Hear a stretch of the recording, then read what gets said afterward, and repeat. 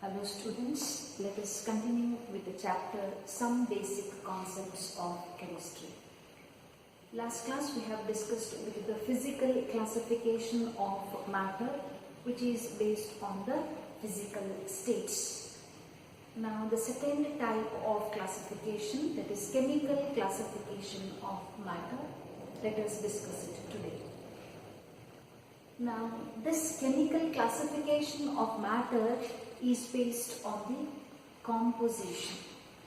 Based on the composition, matter can be divided into pure substances and mixtures. Now these pure substances have a fixed composition.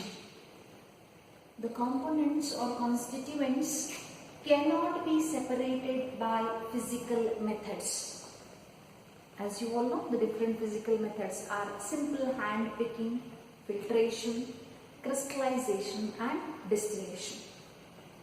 So these pure substances are further classified as elements and compounds.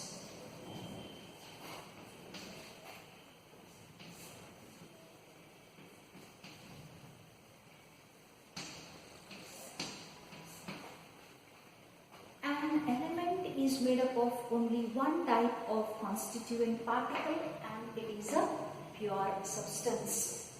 Now these elements are in turn classified as metals, non-metals and semi-metals. You all have studied about the properties in detail. Just to tell one or two for each. Metals are solids. Now these metals are lustrous, they have shiny appearance. There is one exception of a metal which is a liquid metal, that is mercury. Metals are good conductors of both heat and electricity. They can be beaten into sheets, that is metals are malleable. Malleable means they can be beaten into sheets. And they are ductile, they can be drawn into wires.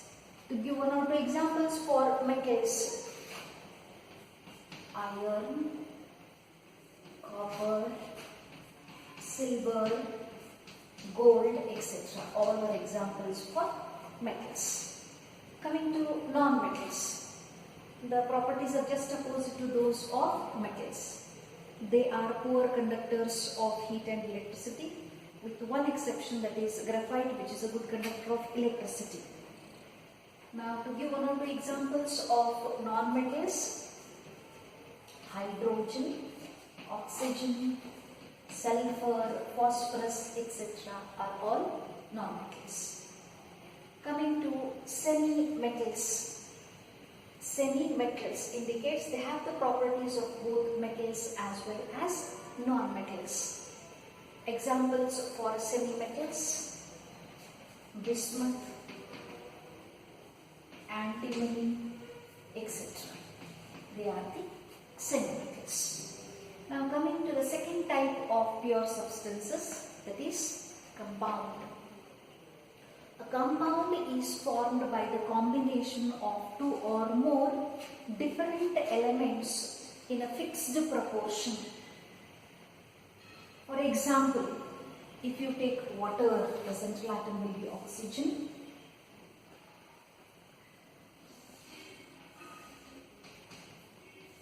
Yes, so this is a water molecule. H2O is the formula. Another example, carbon dioxide. CO2 is carbon dioxide. If you take this water as an example now, the properties of a compound are totally different from the properties of the constituent elements. The constituent elements are oxygen and hydrogen, which are gases, whereas the compound water, which is formed by the combination of oxygen and hydrogen, is a liquid. Hydrogen is combustible, it catches fire. whereas oxygen is a supporter of combustion. But the compound water formed by its combination, hydrogen and oxygen, is used as a fire extinguisher.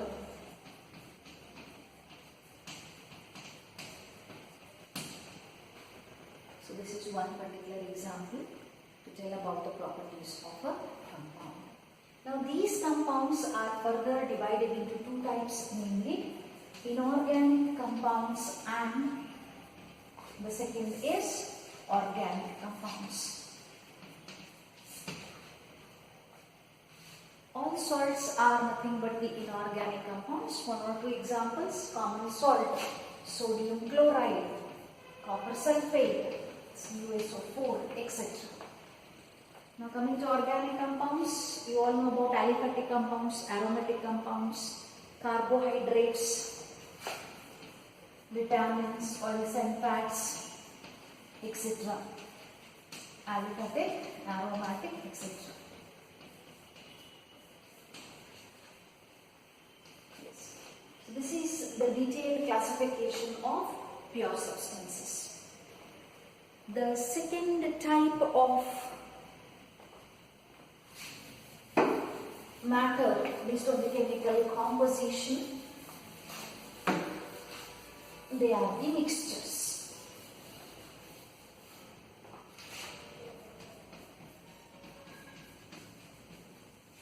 Yes.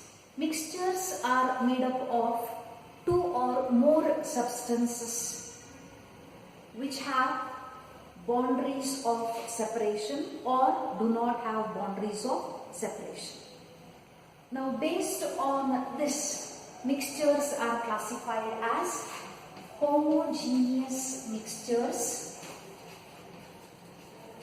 and heterogeneous mixtures. In case of a homogeneous mixture, two or more substances are present in any proportion with no visible boundaries of separation between the components. For example, you can take either salt solution or sugar solution. Add salt to water, you will get salt solution. Add sugar to water, it is sugar solution, wherein you cannot see the boundaries of separation between the components. They are the examples for homogeneous mixtures. Coming to heterogeneous mixtures, they are made up of two or more different substances present in any proportion and with visible boundaries of separation between the components. For example, you can take salt and sugar.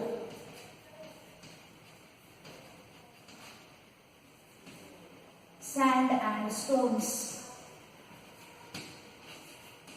or grains and pulses with stone as dirt in them. All these are examples. One more also, that is, if you take yellow sulfur powder and place small pieces of iron, which are called as iron filings. So iron filings in yellow sulfur powder is also an example for the heterogeneous mixture. So this is the detailed chemical classification of matter. So as to remember the definitions of each term, you should remember a flow chart.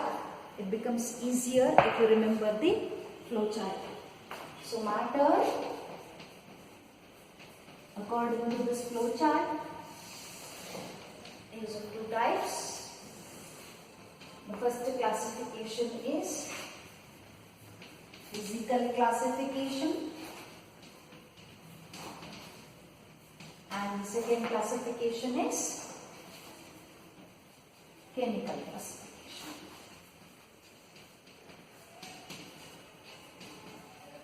In case of physical classification, they are classified as solids, liquids, and gases. Coming to chemical classification, there are two types: One is pure substances and the other is mixtures. Coming to pure substances, they are classified as elements and compounds.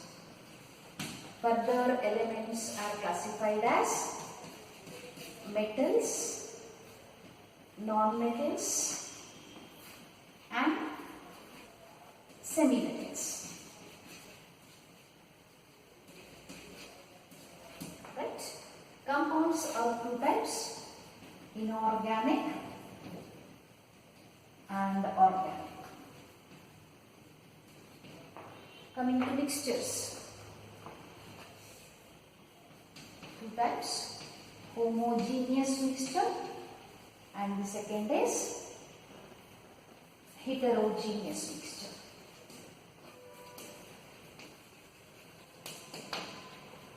Yes, if you remember this flow chart, this is nothing but the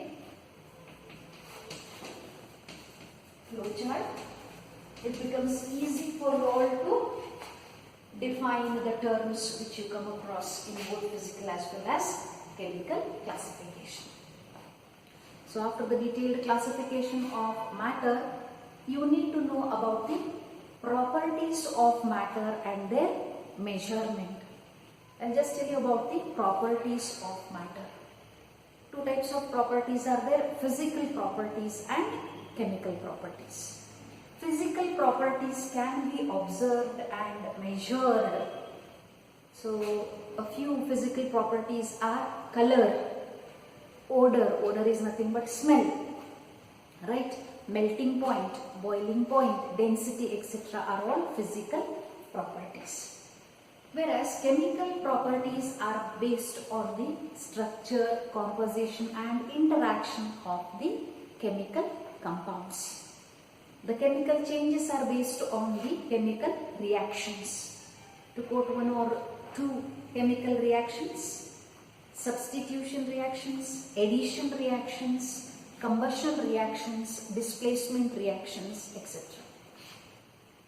So these are the different physical properties as well as chemical properties. So next class we will be discussing in detail about the properties of matter and their measurement. And for the measurement we require units. I hope classification of matter is clear to you all. In the next class I will continue with properties of matter and their measurement.